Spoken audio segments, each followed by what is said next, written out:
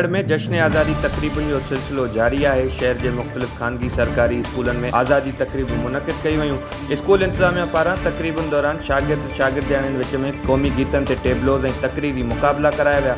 आज़ादी तकरीब शमसुद्दीन बुलबुल high school, जमाल Abro high school, बादाम नातवा गर्ल्स हायर सेकेंडरी स्कूल समेत असगर शाह प्राइमरी स्कूल में मुनक़िद कई वयूं। तकरीब दौरान असिस्टेंट कमिश्नर मेड़ Fatima Ghalo, TEO secondary Zafar Gorat, NGO management officer Murtaza Amir समेत ॿियनि शिरकत कई। सकराटू में मार्काए हक़ जश्न आज़ादी जूं तैयारियूं ज़ोर ऐं शोर सां जारी आहिनि। जश्न आज़ादी सिलसिले में सिंध एजुकेशन फाउंडेशन के ताउन सां हलंदड़ Shah Latif higher secondary school तरफ़ां जश्न आज़ादी रैली कढी वई।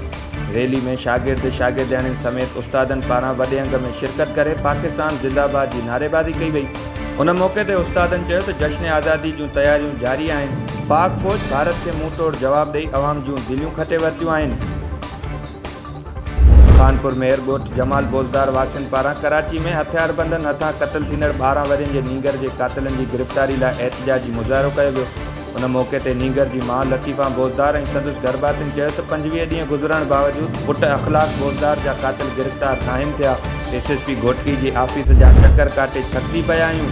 हुननि IG सिंध DIG सखर खां मुतालबो कयो त पुट जे क़ातिलनि खे फ़ौरी गिरफ़्तार कयो वञे। सूबो सईद खान में JUI ऐं सियासी समाजी धुरियुनि समेत आबादगारनि जे सॾ ते सैफुल मक्सी ब्रांच ऐं उन मां निकिरंदड़ शाख़ुनि में ज़रई पाणी जी हथरादू खोट ख़िलाफ़ गवादर बाईपास मोटरवे ते एहतिजाजी धरणो हयो वियो। उन मौके ते JUI समेत सियासी समाजी अॻवान हाफ़िज़ अब्दुर्रहीम खोसो, आसिफ़ मक्सी ऐं ॿियनि चयो त सारियुनि जी पोखाई पुॼाणी ते पहुती आहे, पर हिन महिल ताईं आबादगारनि खे पाणी नथो ॾिनो वञे। पाणी जी खोट सबबि ज़मीनूं कलर ऐं गैराबाद थियण जो ख़दशो आहे। उन्हनि चूंडियल नुमाइंदनि खां मुतालबो कयो त आपाशी अमले ख़िलाफ़ नोटिस वठी आबादगारनि खे पाणी ॾिनो वञे। मेड़ में सोलंगी बिरादरी जी ॿिनि धुरियुनि में हलंदड़ तकरार जे राजूणी फ़ैसिले तां मोटंदड़ माण्हुनि मथां हथियारबंदनि पारां हमले में फायरिंग सबबि हिकु दौर जा 4 ॼणा ज़ख़्मी थी पिया। ज़ख़्मियुनि में अली दोस्त सोलंगी, नवाज़ सोलंगी, हिदायत सोलंगी समेत सुल्तान सोलंगी शामिल आहे। वारसियुनि पारां ज़ख़्मियुनि खे ॻणिती जोगी हालत में अस्पताल मुंतक़िल कयो वियो।